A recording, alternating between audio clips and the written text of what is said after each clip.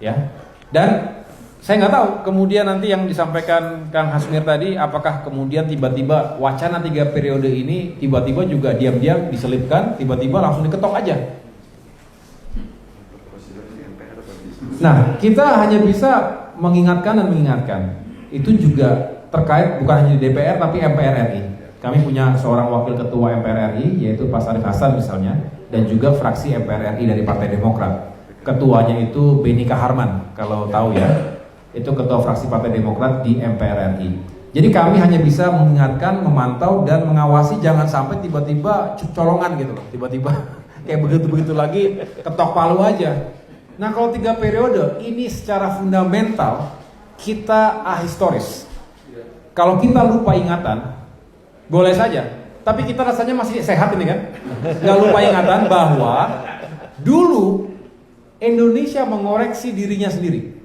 1998, salah satu yang paling fundamental dari reformasi adalah pembatasan masa jabatan. Siapa? Presiden Republik Indonesia, yang katanya setelah dianalisa oleh sejarah itu yang menyebabkan terjadinya praktik-praktik yang abuse of power, KKN apapun istilahnya, yang kemudian menjadi gurita yang akhirnya sulit untuk diselesaikan. Nah kalau 3 periode nggak pernah puas Pak. Setelah itu berapa? 4 periode. Setelah itu dibuka kerannya. Setelah itu ujung-ujungnya apa? Seumur hidup. Dengan alasan kita kan masih hebat, masih kuat, masih diperlukan.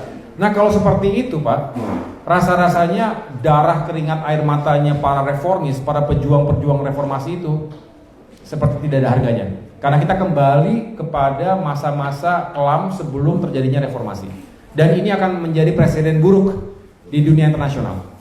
Saat ini kita justru harus menjadi contoh. Kalau enggak nanti ini akan terjadi berulang-ulang. Semudah itu kekuasaan mengubah jalannya sejarah. Bukannya kita takut berkompetisi, enggak. Itu kan kompetisi juga. Tapi ya jangan gitu-gitu banget lah. Kalau ingin berkuasa ya maksud saya harus